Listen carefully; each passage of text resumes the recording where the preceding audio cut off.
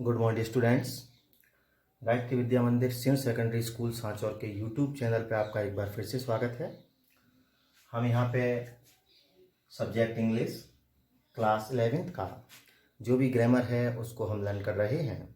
जिस सीरीज़ में सबसे पहले हमने जो टेंस का टॉपिक, जो बेसिक टॉपिक है ग्रामर का, उसको लर्न किया। आशा करता हूँ कि आपको वो समझ में आया होगा। और उसके बाद हमने जो दूसरा भी टॉपिक आपका लिया है वो है passive voice.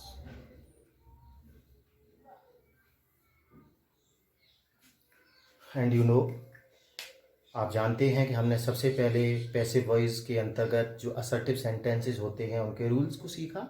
And then we learn about interrogative sentences.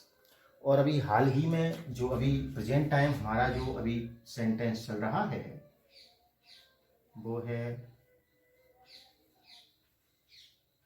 imperative sentences। imperative sentences आपको पता है कि इसे हम आज्ञासूचक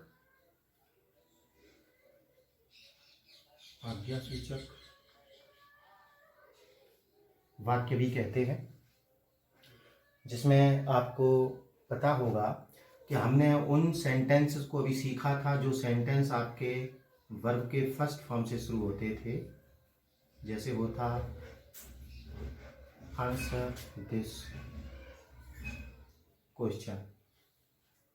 आंसर दिस क्वेश्चन, तो आप देखें यहाँ पे किससे शुरू हो रहा है? वर्ब की फर्स्ट फॉर्म से, वर्ब की फर्स्ट फॉर्म, और उसके बाद आपका क्या आ रहा है? ऑब्जेक्ट आ रहा है। तो आपको पैसिव बनाने के लिए दो चीज़ों की बेहद ज़रूरत थी। तो ऐसे किसी भी सेंटेंस का जब भी हम पैसिव करेंगे तो मैंने आपको बताया था कि आप सबसे पहले क्या लिखेंगे? लेट। लेट के बाद आपका जो भी ऑब्जेक्ट होगा उस ऑब्जेक्ट को लगाएंगे, दिस क्वेश्चन। एक आपको शब्द यहाँ पे क्या लगाना है? बी। और बी के बाद वर्ब की जो भी फॉर्म है उसको थर्ड कर दो, तो आंसर को क्या कर दोगे? थर्ड फॉर्म कर दोगे। तो सेंटेंस यह बन जाता let this question be answered. इसके काफ़ी एग्जाम्पल्स जो हैं हमने उस दौरान देखे भी थे, और कोई ज़्यादा कठिन नहीं है, बहुत ही इजी सा एक रूल है। उम्मीद करता हूं कि आपको ये तो समझ में आ ही गया होगा। ठीक है, आप चाहें तो किसी भी सेंटेंस को, इम्परेटिव को इस प्रकार से भी बोल सकते हैं और चाहें तो इस प्रकार से बोल सकते हैं। तो आप इस पैसिव के महत्व को समझें कि इस तरीके से आंसर दिस क्वेश्चन बोला हमने तो इतना ज़्यादा अट्रैक्टिव नहीं लग रहा है, लेकिन जब हमने सेंटेंस को इस तरीके से बोला है, पैसिव में बोला है कि let the question be answered, तो ये थोड़ा सा उसकी तुलना में ग्रामेटिकल तरीके से ये थोड़ा सा अट्रैक्टिव, आकर्षक बोलने में और लिखने में लगता है। तो ये इसका महत्व है। एक हमने नेगेटिव भी देखा था, वो था do not kill the birds. Do not kill the birds. अब देखिए, मैंने आपको बताया था कि कोई वाक्य जो निषेधात्मक होते हैं अर्थात डू नॉट से शुरू होते हैं, ऐसे किसी भी सेंटेंस को पैसिव में कन्वर्ट करने के लिए आपको डू जो है वो हटाना पड़ता है, और सबसे पहले तो हम लेट लगाते हैं। लेट के बाद आप चाहें तो पहले नॉट को लिख सकते हैं, और इफ यू वांट, आप यदि चाहें तो आप जो ऑब्जेक्ट है उसको भी लिख सकते हैं। तो हम यहाँ पे लिखेंगे नॉट, तो उसके बाद आपको ऑब्जेक्ट लगाना पड़ेगा। तो हो गया लेट नॉट दी बर्ड्स। उसके बाद आपको बी का प्रयोग करना है और किल की थर्ड फॉर्म किल्ड। ठीक है, तो हो गया late not the birds be killed. या फिर इसको हम इस नॉट का स्थान यहां कर सकते थे, इस बर्ड्स का स्थान यहां कर सकते थे, तो सेंटेंस इस प्रकार से भी हो सकता था, let the birds not be killed. Okay, ये है। एक तो let not the birds be killed और let the birds not be killed. ये इंपरेटिव सेंटेंस के दोनों ही फॉर्मूले हैं जिसके बारे में हमने पिछले वीडियो में डिस्कस कर लिया था। आज हम देखेंगे इसका, आप चाहें तो इसका स्क्रीनशॉट ले सकते हैं। ठीक है ना, आज हम इसका जो और भी कुछ रूल्स हैं उनको हम कर लेते हैं और इसको कंप्लीट करेंगे इंपरेटिव सेंटेंस को। देखिए, अभी हमने वो सेंटेंस देखे जिन सेंटेंसेस में हमने देखा कि वर्ब से शुरू हो रहे थे, और वर्ब से शुरू होने के साथ साथ उन सभी वाक्यों में एक ऑब्जेक्ट भी आ रहा था। लेकिन कभी ऐसा भी हो सकता है कि ऑब्जेक्ट ना दिया हो, तो ऐसी परिस्थिति में आप किस प्रकार से पैसे बनाते हैं उसको देख लेते हैं। पहले उसका रूल लिख लेते हैं।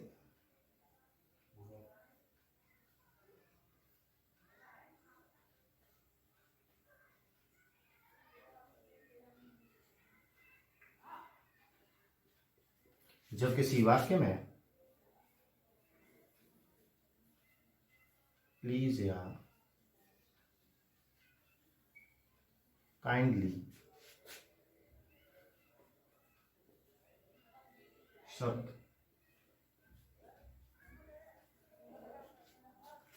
दे रखा हो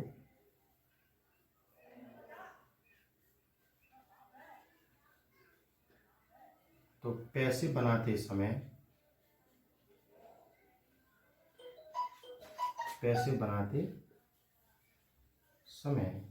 प्लीज या काइंडली शब्द को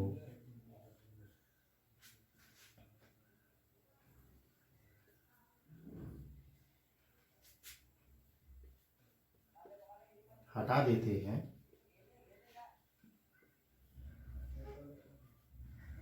तथा वाक्य में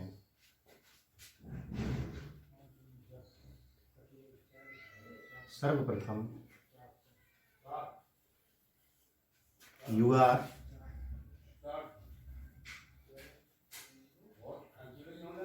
आर रिक्वेस्टेड टू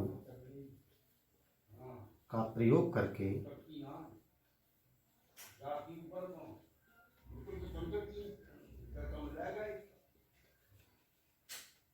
शेष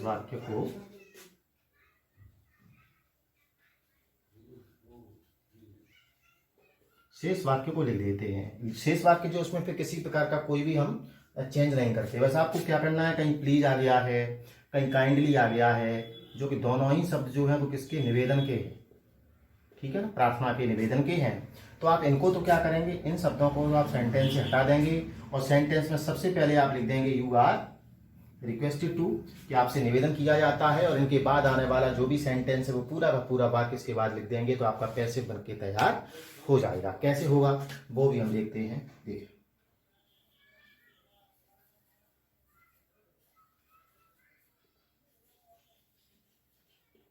सेंटेंस है प्लीज सिट डाउन। क्या दे रखा बच्चों, प्लीज सिट डाउन। तो आपको क्या करना है कि यहाँ पे जो प्लीज वर्ड है, इस प्लीज को तो आप हटाएंगे, और क्योंकि प्लीज एक निवेदन के लिए आया है तो निवेदन के लिए आप यू आर रिक्वेस्टेड, क्योंकि रिक्वेस्ट भी किसके लिए, प्रार्थना या निवेदन के लिए, तो आप इसके स्थान पे किसका प्रयोग कर देंगे, यू आर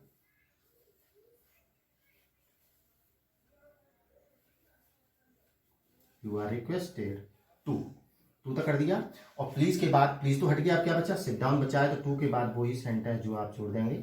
अब आप सोच रहे होंगे कि पैसिव कहां से हो गया, तो आप देख सकते बच्चों पैसिव यहां हो गया है। देखो you are requested, is am are के साथ वर्ब की क्या आ गई है, थर्ड फॉर्म आ गई है, तो पैसिव हो गया है। You are requested to sit down, कि आपसे निवेदन किया जाता है बैठ जाए, ठीक है ना, आपसे बैठने के लिए निवेदन किया जाता है, और यहाँ पे हम कह रहे हैं कृपया आप बैठ जाए, तो दोनों तरीके से आप निवेदन ही कर रहे हैं, तो यहाँ पे सेंटेंस हो जाएगा you are requested to sit down. और भी देख सकते हैं हम, जैसे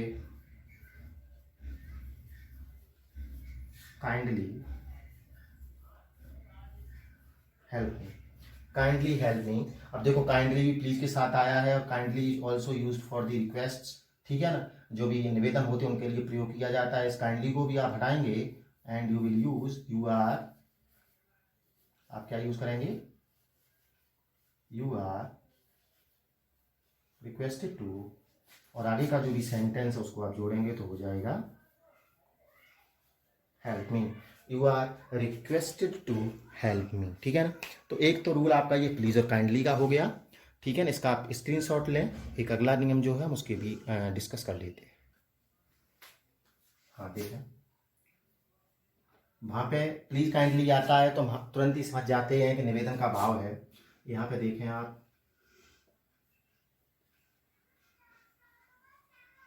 जब किसी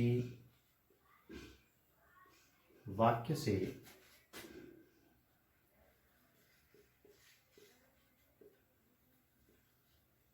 आदेश का भाव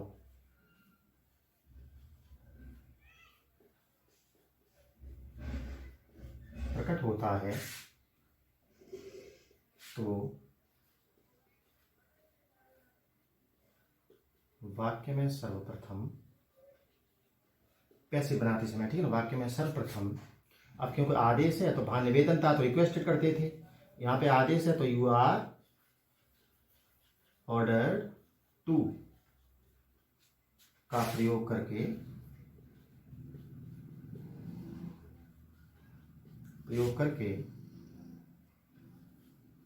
पूरे वाक्य को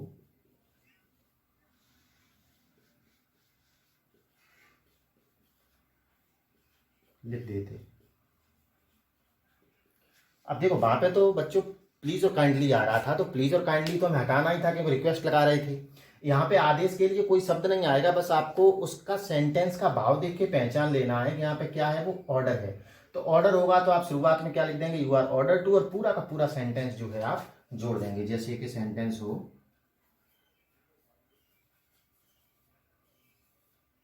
स्टैंड अप। अब स्टैंड अप जो है वो क्या है कि आपका ऑर्डर है खड़े हो जाए, तो आप यहाँ पे क्या करेंगे, देखो कोई भाव नहीं आया तो कोई शब्द हटाना नहीं है, बस हमने भाव देखा आदेश का है तो हमें आगे जोड़ देना है यू आर ऑर्डर टू, कि तुम्हें आदेश दिया जाता है स्टैंड अप यानी खड़े होने का, ठीक है। तो सेंटेंस हो जाएगा you are order to stand up. Okay, तो ये आसान है, हमें केवल भाव देखना है। भाव अगर आपका आदेश का है तो यू आर ऑर्डर टू जोड़ेंगे और आगे का जो भी सेंटेंस है उस सेंटेंस को पूरा का पूरा आप उसके साथ में लिख देंगे। इसका भी आप स्क्रीनशॉट ले सकते हैं। इसमें एक और रूल है, उसको भी हम कंप्लीट कर लेते हैं। इसका तीसरा पार्ट,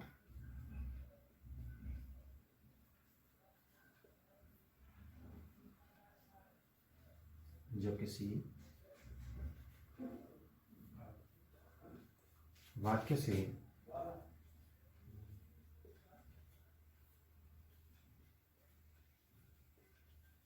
सलाह का भाव,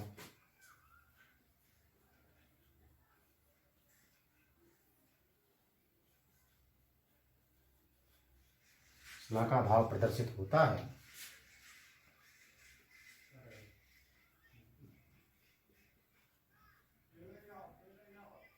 तो उस वाक्य में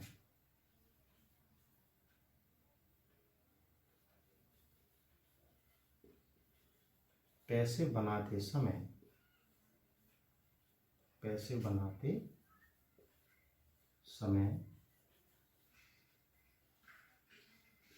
सर्वप्रथम, अब क्योंकि सलाह है तो सलाह के लिए एडवाइज होता है तो यू आर एडवाइज टू का प्रयोग करके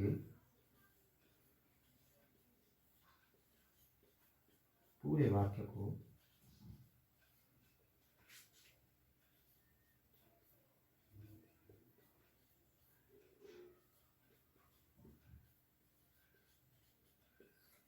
को जोड़ देते हैं। देखो वहां पे आदेश का भाव था तो यू आर ऑर्डर टू लिखा, यहाँ पे सलाह का भाव है तो आप लिखेंगे यू आर एडवाइज टू। बस इतना ध्यान रखना है कि जब भी निवेदन वाला भाव आता है तो निवेदन के लिए प्लीज और काइंडली सेंटेंस में दिए होंगे, लेकिन यहाँ पे ऐसा कोई भी शब्द नहीं दिया होगा जिससे आपको ये पता चले कि यहाँ पे एडवाइज है या फिर यहाँ पे ऑर्डर है।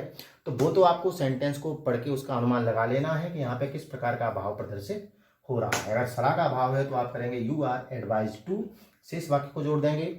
आदेश का भाव है तो यू आर ऑर्डर टू, शेष वाक्य को जोड़ देंगे। और प्लीज और काइंडली अगर आया होगा तो प्लीज काइंडली समाप्त करेंगे। सबसे पहले यू आर रिक्वेस्टेड टू लिख करके शेष वाक्य को जोड़ देते हैं, ठीक है। तो इसके हम एग्जांपल्स भी देख लेते हैं कुछ।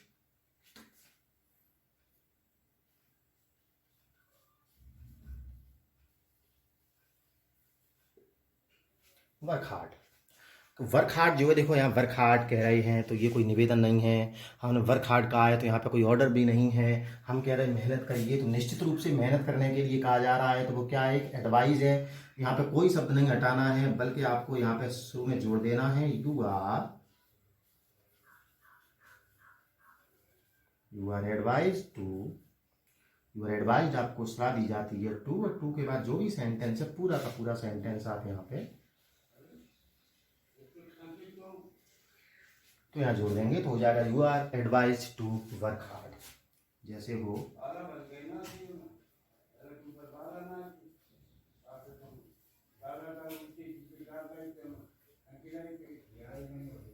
सेंटेंस हो जैसे कि वॉक केयरफुली, वॉक केयरफुली, तो सावधानी पूर्वक चलिए, एक एडवाइस है, और एडवाइस है तो हो जाएगा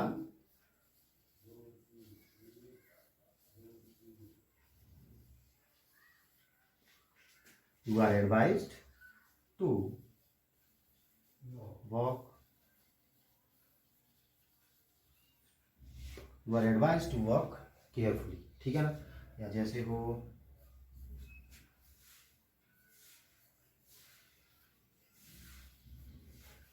improve your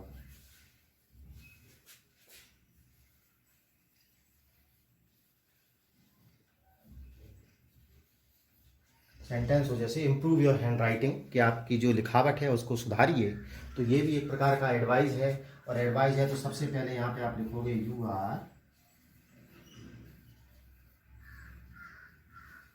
आर एडवाइज्ड, यहाँ पे टू भी लगाना पड़ेगा, टू के बाद आगे का सेंटेंस जो है वो आप जोड़ देंगे, you are advised to improve your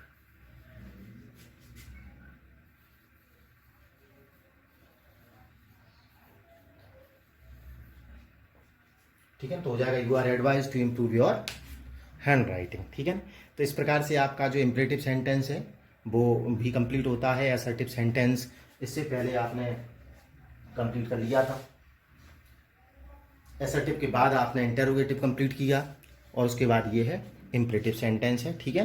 तो पैसिव इस प्रकार से कंप्लीट होते हैं। इसका कुछ थोड़ा ब्रीफली कहीं कहीं से इसको एक बार फिर से हम डिस्कस कर लेंगे एक वीडियो में, सभी को सम्मिलित करके, और फिर इसका जो एक्सरसाइज सेट है हम उसको लगाएंगे। उम्मीद करता हूँ कि आपको ये पूरा ये टॉपिक जो है इम्परेटिव सेंटेंस का समझ में आया होगा, जिसका एक वीडियो आपने कल देखा था और एक ये है। और आशा करूँगा कि आप लगातार अध्ययन करते रहेंगे। उम्मीद है कि विद्यालय भी जल्दी खुल सकते हैं, ठीक है। तो आप पढ़ते रहें, स्वस्थ रहें, सुरक्षित रहें।